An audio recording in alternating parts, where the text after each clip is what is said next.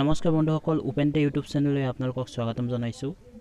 আজি আহিছোঁ অন্য এটা ভিডিঅ'লৈ আপোনালোকৰ আগত উপস্থিত হৈছোহি। এই ভিডিঅ'টো হৈছে director of family welfare recently grade 4 কিন্তু এক্সামৰ ছেকেণ্ড ফেজৰ এক্সাম হৈছিলে। এই এক্সামটোৰ ৰিজাল্ট লৈ আপোনালোকৰ আগত উপস্থিত হৈছোহি। চ' ৰিজাল্টটো জানিবৰ কাৰণে আপোনালোকে অনুগ্ৰহ কৰি ভিডিঅ'টো শেষলৈকে চাব।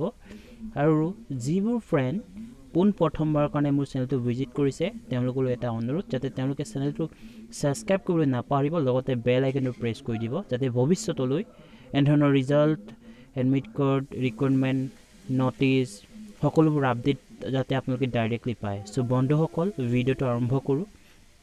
বন্ধুসকল, যেনেকৈ মই আপোনালোকক জনালোঁ যে government of Assam office of director of health service family welfare যিটো হেঙেৰাবাৰী য'ত গ্ৰেড 4 এক্সাম হৈছিলে, এই এক্সামটোৰ ৰিজাল্ট অলৰেডি ৰিলিজ হৈ গৈছে।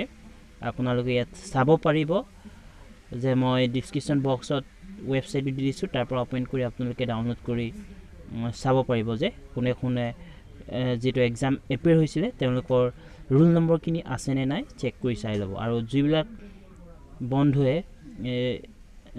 তেওঁলোকৰ ৰোল নম্বৰ আছে তেওঁলোকক মতা হৈছে যে তেওঁলোকৰ এডমিট কাৰ্ড লৈ ডকুমেণ্টছ ভেৰিফিকেশ্যনৰ কাৰণে এটা ডেট ভেন্যু দিয়া হৈছে। 28 জানুৱাৰী 10 বজাত ৰিপৰ্টিঙৰ টাইম দিয়া হৈছে, আপোনালোকে চাব পাৰিব। আৰু লগতে শেষত আপোনালোকক জনাব বিচাৰিছোঁ কাইণ্ডলি চেনেলটো ছাবস্ক্ৰাইব কৰিবলৈ নাপাহৰিব। চ' বন্ধুসকল, অন্য এটা ভিডিঅ'লৈ পুনৰ আপোনালোকৰ আগত উপস্থিত হ'ম। চ' আজিলৈকে ইমানেই, ধন্যবাদ।